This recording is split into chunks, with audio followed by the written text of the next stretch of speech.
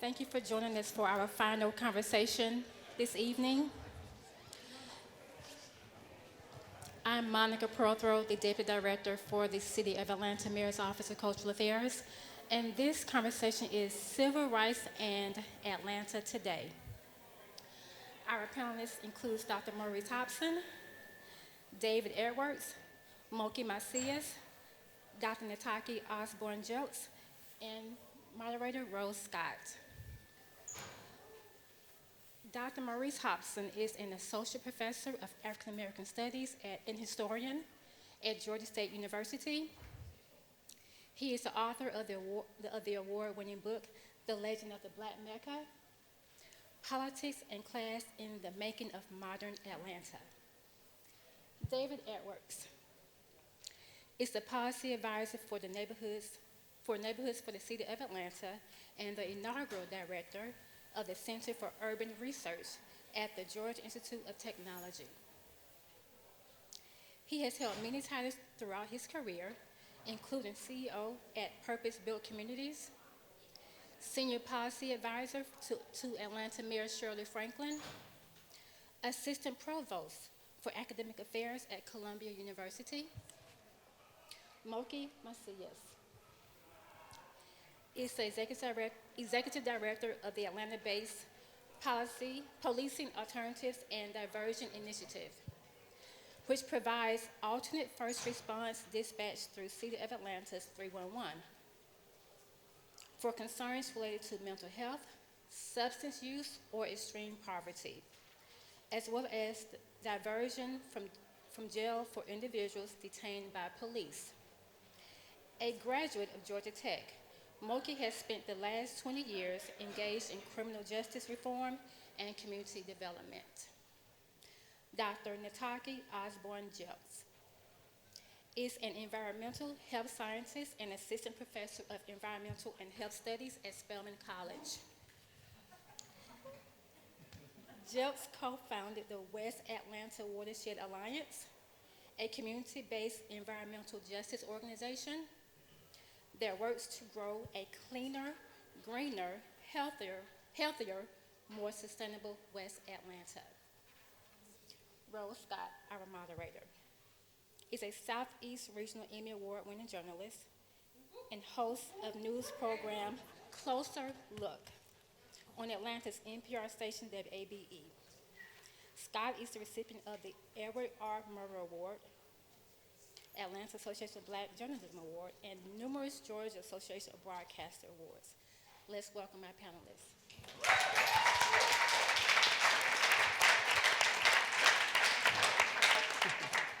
Thank you, and good night.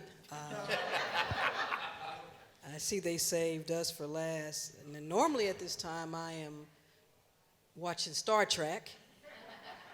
But I'm going to be here today because we've got 40 minutes to figure out Atlanta's civil rights issues, and I think we can get it done in 39 and a half. So, it's interesting because, first of all, I don't have a shirt with a book that I've written, but Professor Hobson does, so I didn't know that was the attire. But, I've asked this question before. When we talk about Atlanta, and I ask people, what is Atlanta's identity? Because I think when you start talking about its issues, probably with any city, when we start talking about issues, you gotta look at the identity. And I ask folks, what is Atlanta's identity? And I'll get so many different answers. So tonight's not gonna be different, because I wanna ask Director Macias, what is Atlanta's identity? Let's see if this works. Oh, there we go. Well, I certainly thought you'd start with Dr. Hobson. So, but I'll say in the context, especially of many of the conversations tonight, and in the building that we're in, that certainly part of Atlanta's identity is a place that has been the home of good trouble, right? But also that has done it politely. And I think that in the work that I do with pad, which is trying to, sort of move us away from a punitive approach to people who are living on the margins and instead really extend care to people. We see every day that, part of upholding an image of a place that has done it well and done it politely, is continuing to push people to the margins and try and kind of put them under the rug. So I think that, that identity of Atlanta's success also rests on a certain kind of violence, when it's about making sure that the unsavory aspects of, what we see in every city, right? The people who are struggling because we don't have enough housing, the folks who are struggling because we don't have the public infrastructure to, say, use the bathroom when you need to, those folks don't get to be a part of that story. Professor Jelks? So I've been pondering this question because when I think about Atlanta's identity, I think about, all of the things that people say about Atlanta. But it seems like, all of those slogans, the city that's too busy to hate, the this, the that these are things that are really aspirational. But we haven't quite gotten there. We haven't lived up to any of these monikers that people sort of place over Atlanta. There just seems to be this gap between what we say we are and who we say we are and what we're actually doing. So it's challenging for me to say really what that identity is, but I definitely know what it isn't. And I know that we have a lot of room to grow in terms of meeting the aspirations that we espouse. Thank you. Professor Mo? I'm Maurice. I'm a Sagittarius. Now I'm messing with you. We were talking about this in the green room before. The first words of my dissertation were a quote from a person by the name of John Hilliard. And it said, if New York is the Big Apple and New Orleans is the Big Easy, Atlanta's the Big Hustle. But the thing about this is, and as I was stating before, hustling is not a bad thing, but you got to know what you're hustling for. And so with this being said, I have to be very clear about this. We hear all of the monikers, as Dr. Jelks stated. I mean, the city too busy to hate, the Black Mecca, Hot Atlanta, the new Motown of the South, New York of the South. We hear all of that kind of stuff. But we oftentimes have to kind of know and understand that that's all marketing. This city has been unique in terms of what it can do for black folk. But I hope that this conversation will allow for us to really discuss broader senses of civil and human rights and what that means and how to really be inclusive. And so, as it's been stated before, this is a city that has served as one of the best beacons of high aspiration, particularly for African Americans in terms of education, in terms of economics, in terms of politics and expressive culture. But it's done so by mishandling the least of these. If you are a Christian, the least of these, or if you're the Bodhisattva of mercy, or it's mishandled them. And so, as has been stated before, we have a lot of work to do to catch up to be where we want to be. Thank you. All right. David Edwards. Well, the only thing I would add to all that, we're not one city, we're two cities. We had a neighborhood summit that the mayor hosted a couple weeks ago, and we showed all of the data, crime, poverty, economic mobility, and it's the same line that goes through the middle of the city for positive outcomes and negative outcomes. So I think to say that there's an identity for the city is just, I think that's just a mistake. We have two cities, two very different places, and until we recognize the geographic dimension of this problem, I don't know how much progress we're going to make. I was just listening to June Manning Thomas talk about the next phase of the civil rights movement, and she was talking about outcomes. How do we close racial equity gaps is basically what she's saying.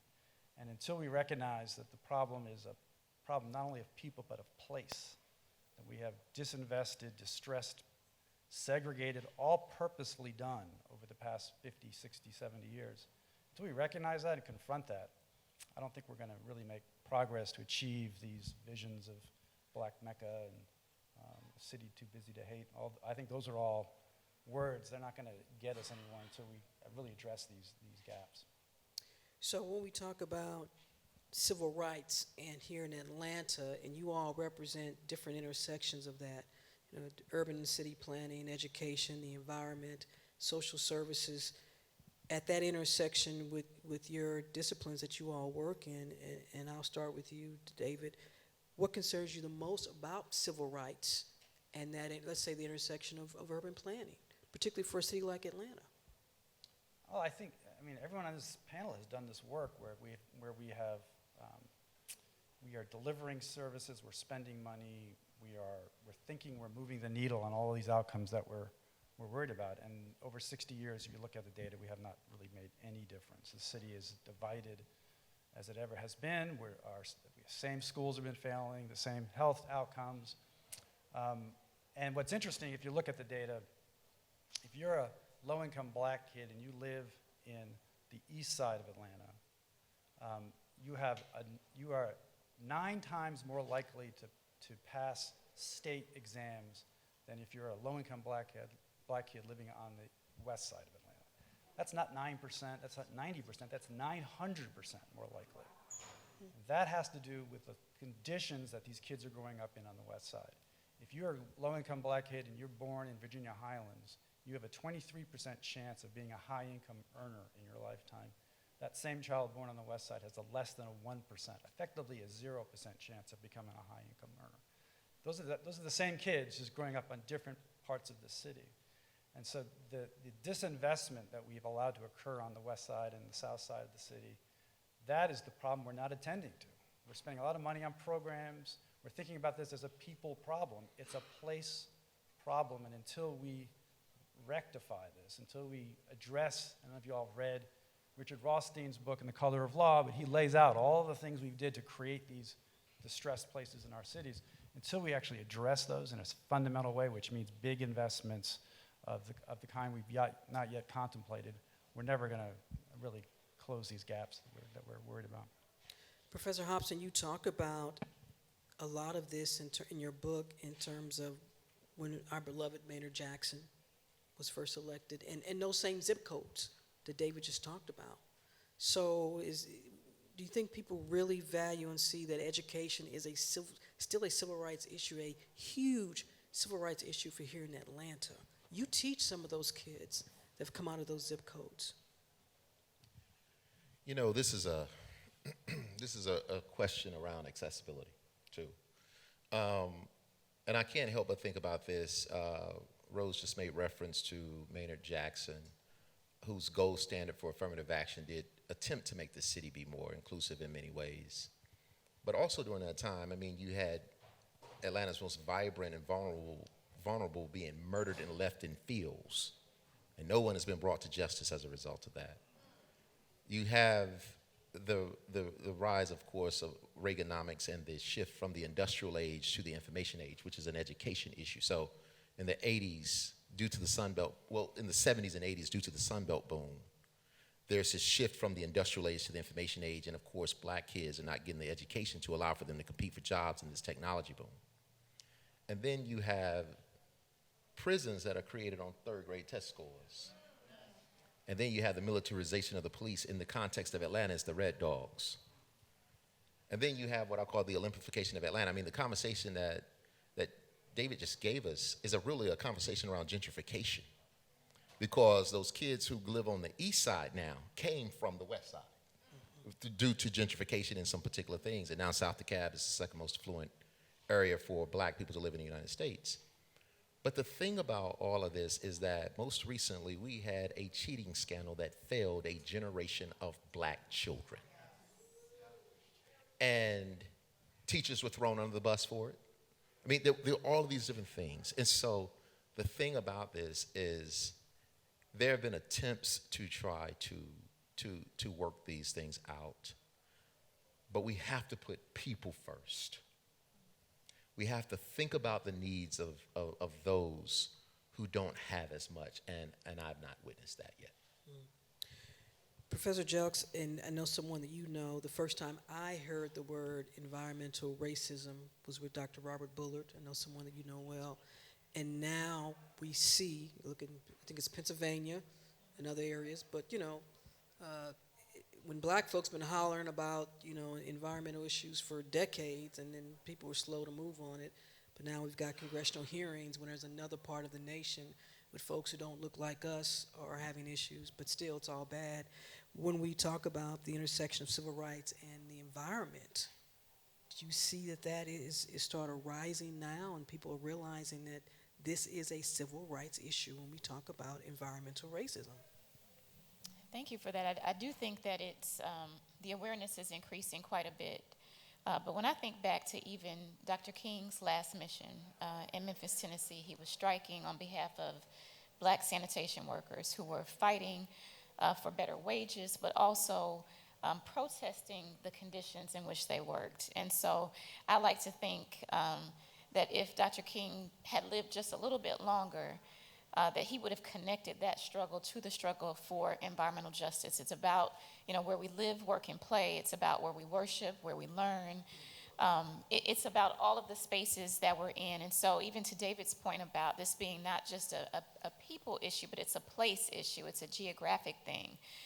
Because of policy, because of policies from long ago, our communities are shaped in such a way that certain communities, the black, brown communities, communities of color are the ones who are bearing the burden of environmental hazards.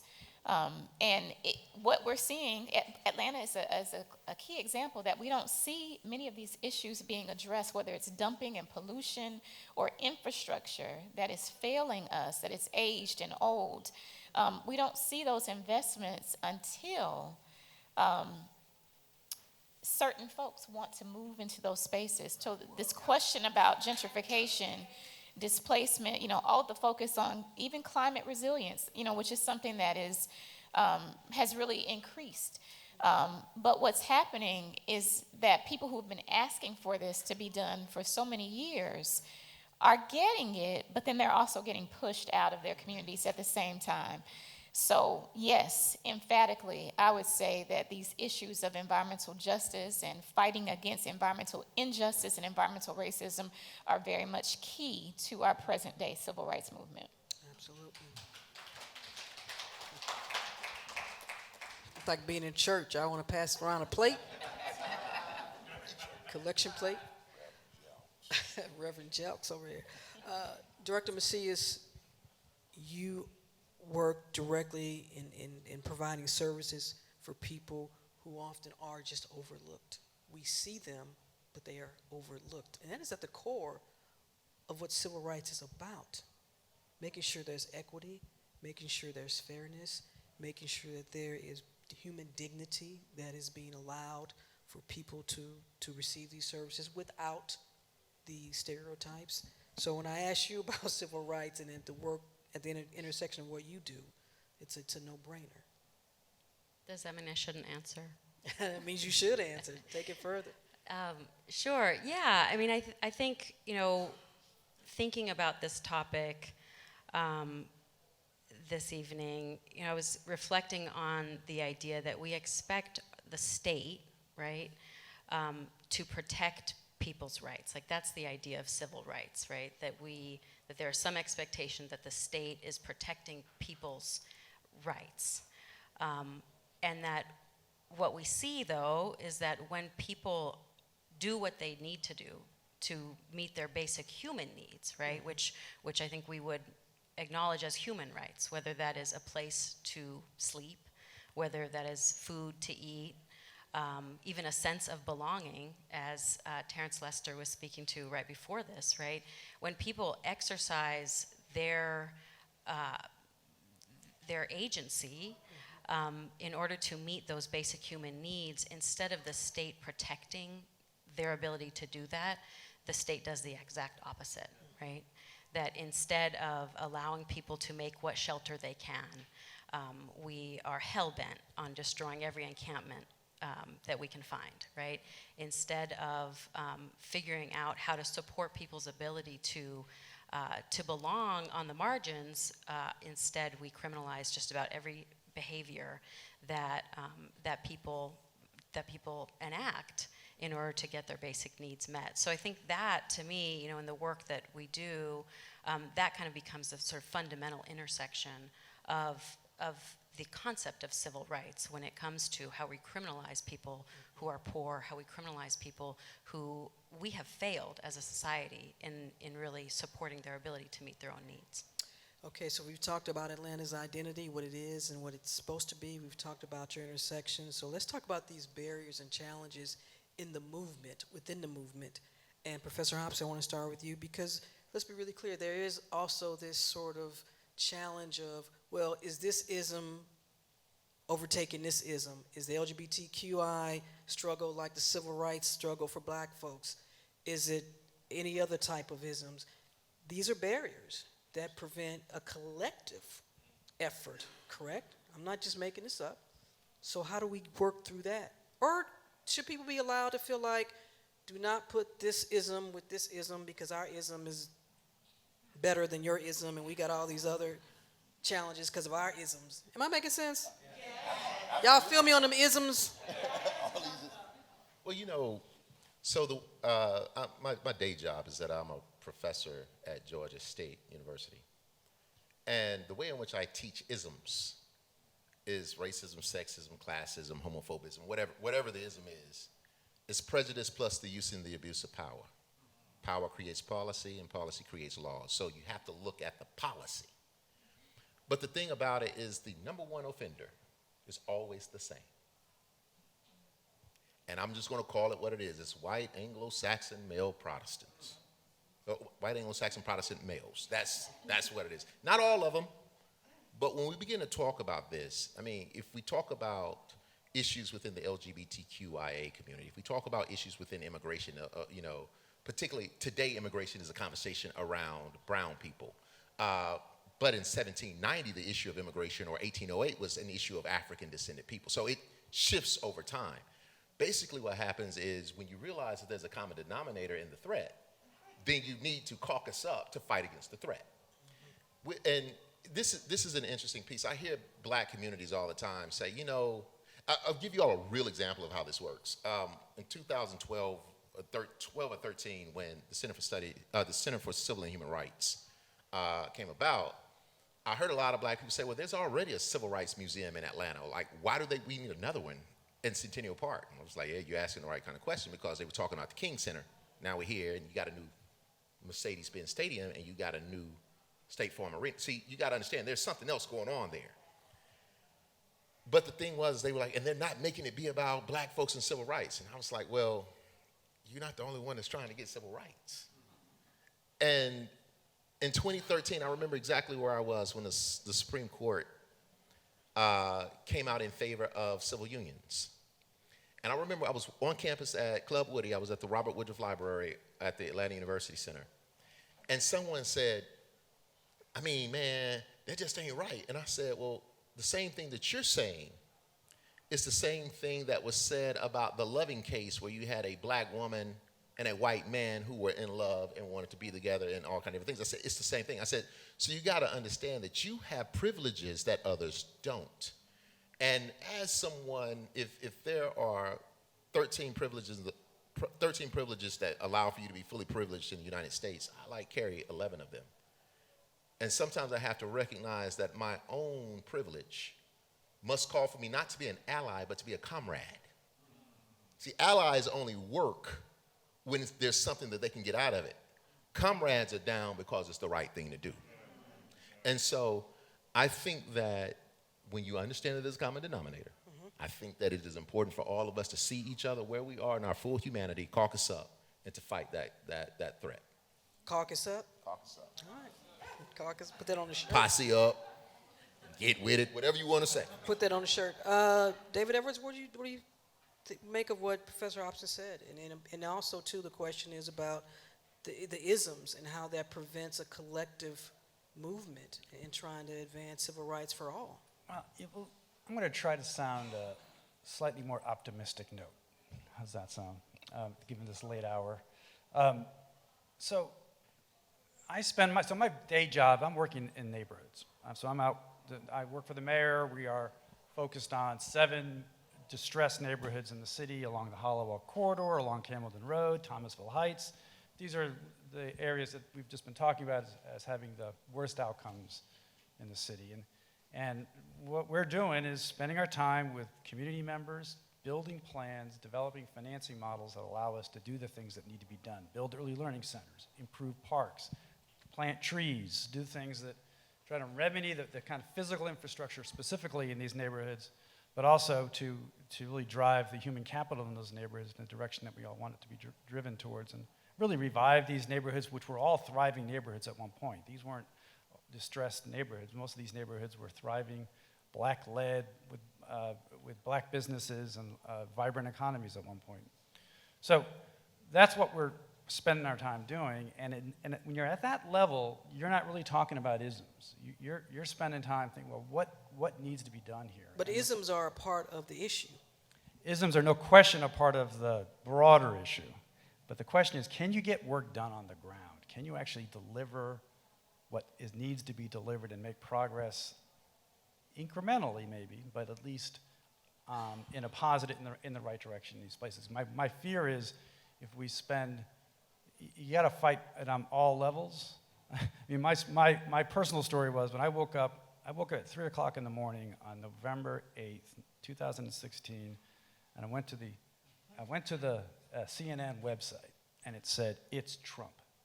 And at that point I said, all right, I'm not worrying about national politics anymore. I'm gonna focus my energy on what can be done in my community, in my city. And surprisingly enough, you can get a lot done focused only on those things. And I'm not saying we all can do that. We don't have all the freedom to do that. But I do think, if we can just at least dedicate enough of our energy to what's being done on the ground in these communities, I think real progress can be made. Professor Jelks? I've been pondering this question since you asked it. I think where I land is maybe not being as concerned about the isms, but the balance of power. Who has the power? And in most cases, those who have the power are not willing to give any of it up. Who has the privilege? And those of us who have some privilege, how are we utilizing that privilege? Because what I see happen quite a bit is that there is this lip service to what community needs are, to how far we need to go. But the people who are sitting in the rooms helping to make the decisions, try to, say that, we're informed by what the community needs are. But there isn't enough attention on taking some of those who can really talk about those needs from their experience into those rooms. So there's a lot of, okay, we heard you and now we're gonna go and do this. And we're gonna go and do this without even talking to you. You said you wanted this, so, our response is just to do X, Y, and Z without making sure that this response really meets what the need is. And so I feel like that happens quite a bit in Atlanta, that, there are a lot of well-intentioned people who have power and privilege who are making decisions, but still leaving the people out who need to be there. All right. Director Macias? Yeah, well, I think just to align with what you've shared, I think where my mind was going was just that whether we're designing for people or designing places, it's really a question of who are we designing with and for, and that if we are designing with and for people who, from their own experience, are directly addressing those isms, everybody benefits, right? And so PAD, as an example, came out of organizing led by Black, trans women, queer people, former sex workers, current sex workers, people who had been formerly incarcerated, saying the systems of care do not serve us, and we are consistently at the mercy of law enforcement because we're out here doing what we need to do to survive, right? That kind of, the sort of innovation of building an alternate response in Atlanta came out of Black trans women saying, this is how my life is impacted, and this is what system would serve me. And in fact, that, I think we see examples of that over and over again in our history, that when people design for their own freedom and dignity, then all of us, whether or not that has been our experience, benefit. And I think that that then allows us to become comrades, right? To be able to understand that. If we really trust and respect that the people who have been resilient in these systems know best what the solutions are, we will all benefit. And so based on what all of you have just said, I think correlates to something that we've all heard before, which is the Atlanta way. And whoop, don't y'all start tweeting. Teach. Rose Scott about to go in on the Atlanta way. Put your phone down tomorrow, Kennedy. They're tweeting. But the Atlanta way, depending on whom you ask, people, you get the side-eyed about what the Atlanta way means. And is the Atlanta way a barrier to what the future of civil rights looks like in this city? Because we just had a difference of opinion about the isms, but if we're all going to work together collectively with all our different isms, but then we still have this Atlanta way, whatever it is, that's a challenge. Am I just making something up here? When I say the Atlanta way to you, what comes to mind? Y'all can tweet what she say, don't tweet what I say. I think the Atlanta way it's a tragedy. I think it's a tragedy. I think that it has been used to do violence politely. And I think that we are getting braver. I'm not an Atlantan. I'm not a Grady baby. I've been here since 2006. It's changed a lot since then. But I think that we, as Atlantans, are getting braver. And I think that's a good thing. Professor Jelks, the Atlanta way, is it something that can be positive toward civil rights in the future for this city, or is it a barrier? I'm the eternal optimist, so it could be something that could be useful, but too many times it feels like this same old. Again, thinking about the privilege that some have and that others don't. Thinking about that almost imaginary I-20 line that helps us to understand the haves and the have-nots, where there's disparity and where there's wealth. There's that huge difference. And so when I think about this idea of the Atlanta way and how some people sort of romanticize that, we have to look at all of the challenges that are staring us in the face. And so how can we move in a different way? I think the way that we've always done things just cannot be the way that we continue. How do we build coalitions and work toward this greater good? Work toward this vision of equity, for instance, that everybody, that's the buzzword of the day, equity, equity, equity. But how do we operationalize that? And how can we take the way that we move, the alliances that we build in this city and make things more participatory and move toward really meeting the aspirations that we all have for this city? Professor Hobson, the Atlanta way. It's time for a new Atlanta way. And we have to make room for young people to really assert their power. Several years ago, a noted political figure here in the city who's beloved by many made a statement about young people who were protesting and called them unlovable brats. And one day this person calls me and says, I need to have a conversation with the young people. Can you facilitate the conversation? And this is what I said. I said, well, they're young. They have energy and technology. You're old, and you have wisdom.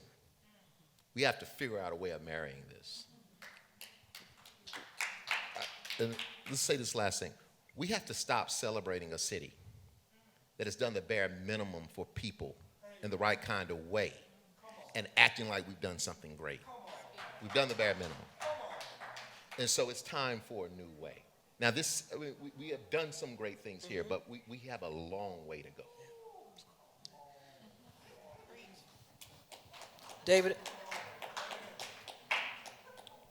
I'll just say amen to that. I mean, I don't know what the the Atlanta way is. I mean, I've been here for 20 years. I still don't know what it is. So let's. I agree, and I definitely this notion that we need a new generation of leaders here, I think, is awesome. Also, very on point, and we have a lot of energy. I spend a lot of time with youth in teaching and in the work I'm doing, and there's a lot of talent in this city that can really bring a night of new ideas to us. So let's make it happen. All right. I believe that there is voices out there that other than the voices here that can be in line with what we're saying, or maybe you don't agree. So now we're going to get to Q&A. This is not a time for you to give your dissertation. Please be brief in your question or comments. Come on, sister. Yeah. Okay. Thank you so much. Quick question. Is Atlanta the parts that you were discussing, right? Former Bankhead, Thomasville Heights. My thought is that those spaces are going to start looking like the other parts of Atlanta, particularly as you get the World Cup coming, you're getting all these other events. That way, it'll all look the same. And I'm not sure if we've actually had that deeper discussion and conversation with each other, that those spaces look disinvested because we've chosen to disinvest in them. And it's not as if those developers or those landlords aren't making money, because they are. It's become a choice from the private sector and from public policy to keep those areas the way that they are so they can be gentrified, so it can look like the rest of Atlanta. And I'd just like your thoughts on that. I think that's the key issue. I mean, I was just looking at. You know that we are the second most segregated city in the country. There's only 15% of Atlantans live in neighborhoods that are between 1/3 and 2/3 black. That means everyone's either living in. 85% of us are living almost entirely white neighborhoods or entirely black neighborhoods. Now, the neighborhoods you just mentioned are these neighborhoods along this line between those two black and white cities, and what happens in those neighborhoods really is gonna be what tells us what happens for the rest of the city. So this is the chance to get this right, and it is not something you can necessarily engineer specifically, but you've got to. You would agree that we've got to improve these conditions, because those kids that are living in those neighborhoods are the ones that we're seeing on the AJC front page every week. And so we've got to figure out a way to make those neighborhoods not only healthy, but integrated and stable, and places where people of all incomes and races can live. And I think that's the spirit in which this mayor is taking on this issue. The only mayor that I know that's taken on this in this way. And that's the charge for all of us, the community, and particularly the residents in these neighborhoods. They're the ones that we need to empower to drive this change in a direction that works for everybody. Come on, let's go. And y'all can line up if you want to make it quicker, yeah. So my question is, what is kind of a call to action for the audience? Because I think oftentimes we have these wonderful conversations. They're very powerful. You're doing tremendous work. Transparently, I've worked for some of our great mayors, and what I often tend to find is that I love what our mayor says, Atlanta is a group project, because oftentimes people look to hear, but don't look to hear. And so I think, what is something that when folks leave here today that they can do tomorrow, that they can do next week? Because I think there's always a disconnect, and we just look to City Hall or the let's say it's City Hall. City Hall. City Hall, or the county offices to solve all of our problems, but to see that the power really starts with us. Who wants to take that? I'm just going to take this opportunity to give a shameless plug, so thank you for that. But the city of Atlanta is one of the first cities in the country to allow people to call 311, which is the line you'd call if your trash wasn't picked up or you need to know when your traffic court date is. But one of the first cities in the country to allow folks to call instead of calling the police if there's a disturbance outside your building, if somebody seems to be in need of support. If there's any kind of concern related to substance use, mental health, or extreme poverty. I would say that, it's a huge investment for the city to do this work and to dedicate the 311 resources to do the work. But so many people in our city don't yet know that that is an option. So my call and request to this group would be to learn about it if you don't know about it, to share it with your neighbors. If you are next door, I'm sorry, but that would be a great place to post about it, or other social media, but really to use those resources, because the only way that we can sustain non-police responses is if people use them and let other folks know about them. And stop calling police on people of color because they don't look like they belong somewhere. Can I say one more thing in response to that question? I would just really encourage everybody, if you're not already engaged, get engaged in your neighborhood. Find out what's going on, get engaged in changing policy and supporting the things that you want to see wherever it is that you live. And that is something that I don't think that we oftentimes take advantage of enough. You can make some changes in your immediate community and surroundings if you just get involved. And listen to public radio, because we do a great job of... Tell them, Road.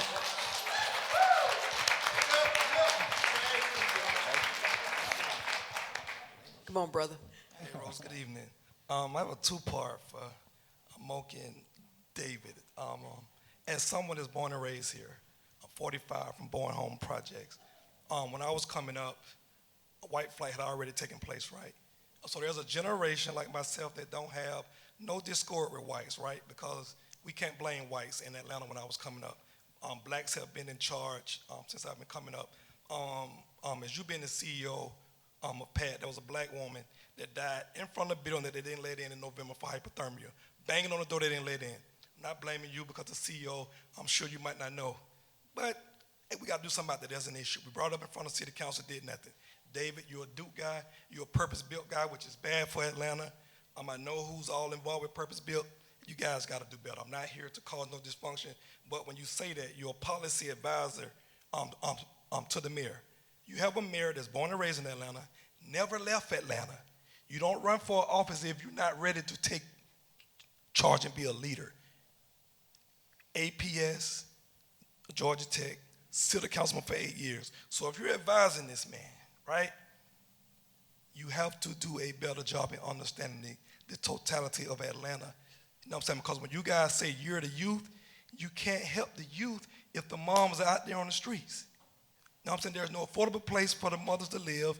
The youth are going to be out there joining gangs and committing crimes. So I just, you know what I'm saying, we have to do a better job in that. So the lip service that we're doing here in front of everybody here, we can't do that. It's part of what everybody's saying. We've been doing that since Maynard Jackson. We can't do that no more. In the city of Atlanta, the blacks are to blame, but they are being advised by people like you and the business community. And we got to just stop that, man. People are really dying out here, like really dying out here, man. And we just got to stop the lip service and all that, David. We got to do better. And Ms. Mocha, I know it's not your fault, but a lady died trying to get in the pad. Pad get a lot of money from the city of Atlanta.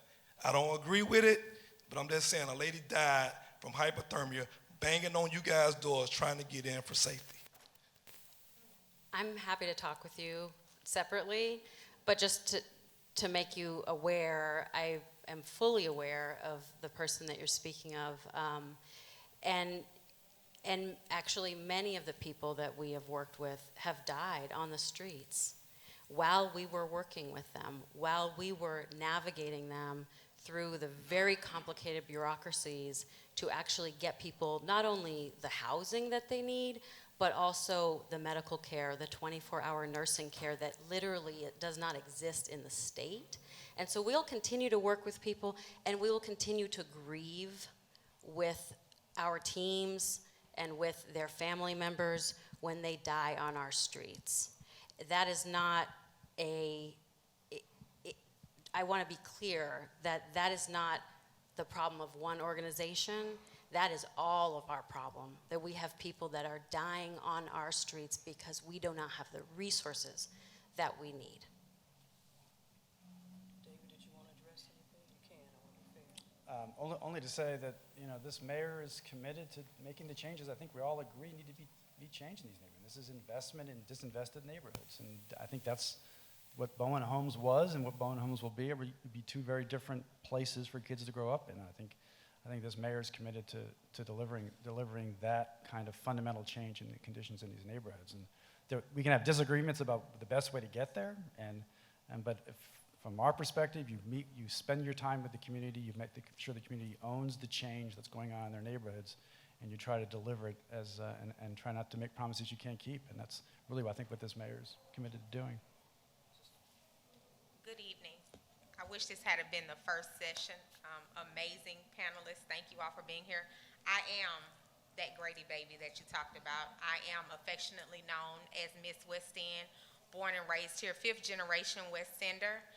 And what I want to ask specifically of probably David and Miss Na'Taki is, what would be your strategy for making sure that people like myself are in those rooms where you say the power and privilege takes place? I present myself all the time to school boards, to city councils, to state representatives. I ran for office myself, and for some reason, my boisterous voice has cast me as a blackball for being in the rooms where the changes take place, because I speak as a group representative for the community. My senior neighbors give me their ideas, and I take them with me because they're not able to come to a 10 a.m. city council committee meeting. But when those ideas are presented out, I'm then cast out as, oh no, we don't want to hear her ideas because they're the ideas of the community. I don't understand how we can move past that to make sure that we're not having the outcries of, you told me to vote for you, and then tomorrow you just did what you wanted to do, even though you told me yesterday, well, vote for me and I'll do blah, blah, blah. So. Well, I'll just so I have deep sympathy for your failure to get responses from your political leadership. That's my experience is by the time it gets to the political leadership to make a decision, it's too late. The decisions have been made. And so the key to be involved here, and really this is anywhere, I've worked all over the country, get involved in your neighborhood and the leadership there. I'll just give you a quick story. When I first started working in Grove Park in Atlanta in 2014, when I was at Purpose Built, I went to the neighborhood association meeting, and there were three people in this meeting. For this whole neighborhood, 3 people came to this meeting. There was no one involved, nobody really interested in the neighborhood. I understood why, because this is a neighborhood that was stagnant for many, many decades. There was no change occurring. There really wasn't any decisions to be made, so nobody was paying any attention. I was there last summer. It was my last time I went to a Grove Park Neighborhood Association meeting. There may have been 70 people there. And so now you've got civic infrastructure who can own, and that is an active community association that really is taking control of what's going on in its neighborhood. That's where it happens. That's where the real decisions get made. By the time those decisions get bubbled up to school boards and city councils, that's not the time to intervene. And we wait too long. It's to be involved in the grassroots. And I think that would be my advice. I would say, one, as a fellow West Side resident, thank you for what you're doing. Keep doing it. I'm not a big political strategist, but I would say organize. Continue to be the voice, sharing that voice, of your neighbors and the rest of your community. And I think we have to build our base, organize, continue to build that support. Maybe look at running for office again, but we got to have that base so that you can be successful in that. But I would just encourage you to keep doing what you're doing. Thank you. Thank you, panel. Around the country, there are still too many places where law enforcement tramples civil rights because they're either ignorant of the Constitution or they're negligent of the Constitution. in Atlanta, how would you, or what grade would you give the law enforcement community on that basis? And if it's a low grade, how would we improve the grade?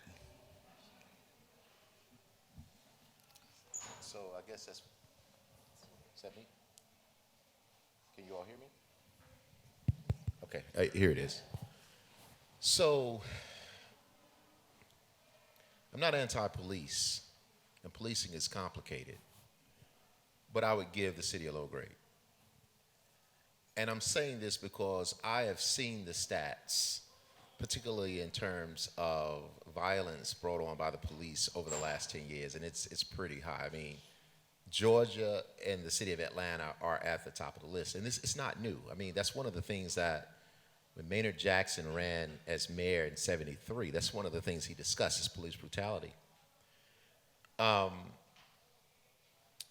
But the way in which we can work on this is we have to think about smarter policing.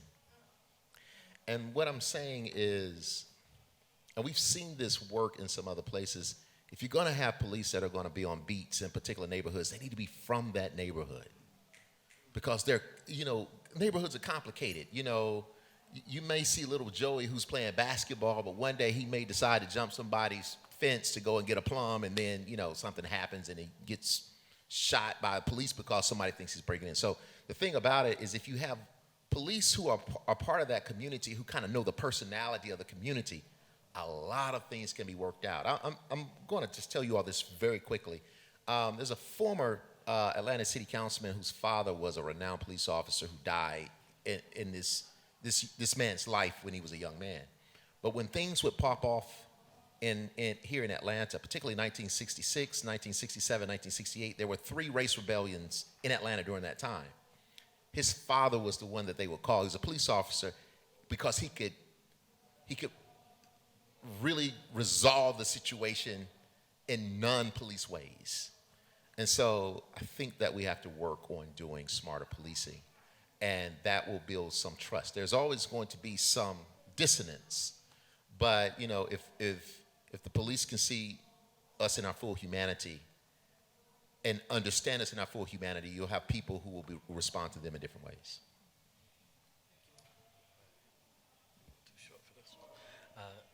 Good evening. My name is Tashin Jackson. I am a student at Morehouse College, majoring in journalism and international studies. My question is, Atlanta is planning to invest over $250 million on a new public safety training center, which is opening, which its opponents is calling Cop City.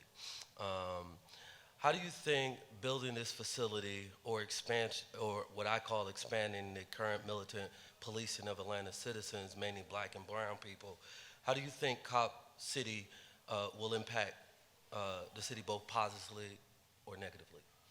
So is that for me? Whoever. Oh, Yeah. I mean, I was being looked at. And I don't know what happened, but this is what I can speculate. By training, I'm a historian. So I can look backwards to see what's going on forward. Black communities in Atlanta have always been over-policed. I mean, that's the thing about this whole Cop City conversation is it's triggering to black communities who have often been over-policed. And again, I made reference to the Red Dogs who availed themselves in 1987 because of crack cocaine. That was the real catalyst, the turf war between the Miami boys and the Atlanta players and the guns that were on the street. And so they gave police bigger guns, and then they created these militarized police forces whose job was to kind of break necks and knock people out. And they could not go north of Ponce. If you know what that means, I mean, I-20 is the line now, but Ponce historically was the line. So they were over-policing the black community. The thing, though, is that when you talk to Atlantans, I'm talking about Grady babies, I'm talking about Outkast, Goody Mob, Organized Noise, The Dungeon, folk from Atlanta, my sister who's the Grady baby over here, my folks over here. There's some that was, and particularly in Bowen Homes, they would say, man, I was glad when the Red Dogs came about because the things had gotten real crazy in the neighborhoods in the 1980s and 90s. But the thing about this, too, is that we know why the Red Dogs and the militarized police were dissolved. I mean, after all of the lawsuits, and then the killing of a 96-year-old woman with a no-knock warrant. Katherine Johnson, exactly. What I'm saying is that it's triggering. And I'll say this last thing. When Atlanta won the bid for the Olympic Games in 1990, the first thing that was built on time and under budget was a 56 million bed jail to house the poor and homeless, the left wing, if you listen to the Goody Mob, the left wing for the feds, right wing for the hardheads. So what I'm saying to you is that this is a continuing kind of thing, and if we're smart, we need to get smarter policing on the ground.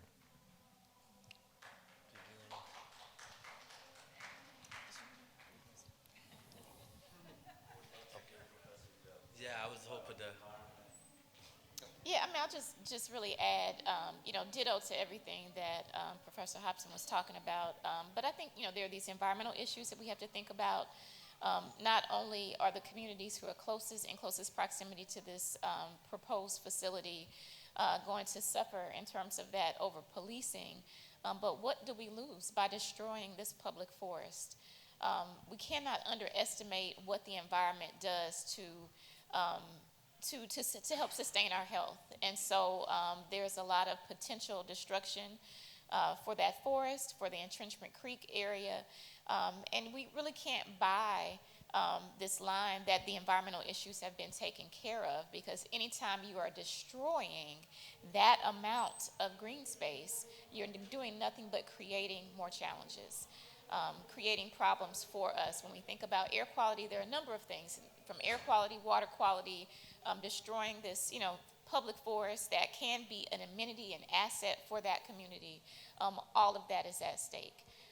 So lots of challenges. And really, I have a question, what are the other options? Where else can we put this? Can we not retrofit some other spaces that have already been built versus taking away forest land that we need? These forests are the lungs of our city. So, I think there are a lot of questions that still need to be answered. And for all of the people who, are into, policy, and who are into, figuring out how to, solve multiple challenges, I think there is a smarter answer for where you put some type of, training facility of this sort. Thank you. And thank you for majoring in journalism, too.